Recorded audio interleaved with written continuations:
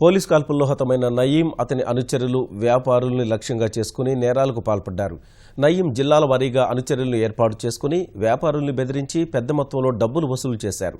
పోలీసుల దర్యాప్తులో నయీం గ్యాంగ్ ఆగడాలు వెలుగులోకి వస్తున్నాయి. గ్యాంగ్స్టర్ నయీం నేర సామ్రాజ్యం జిల్లాల వారీగా విస్తరించింది. కిరాయి మూకల్ని ప్రాంతాల వారీగా ఏర్పాటు చేసుకుని వారి ద్వారా వ్యాపారుల్ని బెదిరించి కోట్ల రూపాయలు వసూలు చేసినట్లు పోలీసుల దర్యాప్తులో బయటపడింది.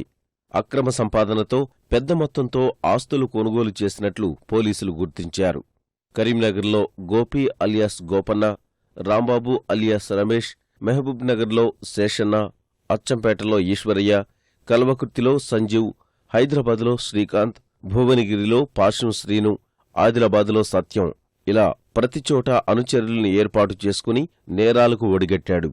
కరీంనగర్లో ఇటీవలే ఓ బీడీ వ్యాపారి నుంచి గోపి, రాంబాబు లక్షల రూపాయలు వసూలు చేశారు. మరో బీడీ వ్యాపారిని కూడా బెదిరించారు. డబ్బులిచ్చేందుకు అతను ఒప్పుకోకపోవడంతో ఆ విషయాన్ని నయీంకు వదిలేశారు. ఆ వ్యాపారిని లేదా అతని కుటుంబంలో ఒకరిని చంపాలని నయీం శేషన్నను పురమాయించాడు. ఈ నెలలోనే బీడీ వ్యాపారిని చంపాలని పథకం వేయగా అంతలోనే నయీం హతమయ్యాడు.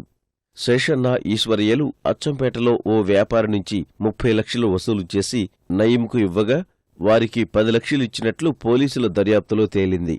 భువనగిరిలో వైశ్యుల్ని బెదిరించి కోట్ల రూపాయలు వసూలు చేసినట్లు నయీం కుటుంబ సభ్యులు విచారణ సందర్భంగా పోలీసులకు చెప్పినట్టు తెలుస్తోంది. మిర్యాలగూడలో నివాసముండే నయీం అత్త సుల్తానా నర్సు శిక్షణ పూర్తి చేసి ప్రైవేట్ ఆస్పత్రిలో పనిచేసేది. ఆమె వద్దకు గర్భిణీలను తీసుకువెళ్లి నయీం కాన్పులు చేయించేవాడు. సుల్తానా తన ఇంట్లోనే కాన్పులు చేస్తే ఆ శిశువును నయీం తన అడ్డాలకు తీసుకెళ్లేవాడు.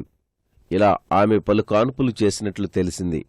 ఒకసారి అప్పుడే పుట్టిన పసికందు 3 రోజుల్లో కావాలని నయీం తన అత్త సుల్తానాకు ఫోన్ చేయగా ఆమె మిర్యాలగూడలోని ఓ ప్రైవేట్ ఆస్పత్రిలో ఓ మహిళ నుంచి 50,000కు పసికందును కొనుగోలు చేసి అప్పగించింది. ఆ పాపకు మాహి అని పేరు పెట్టినట్లు తెలిసింది.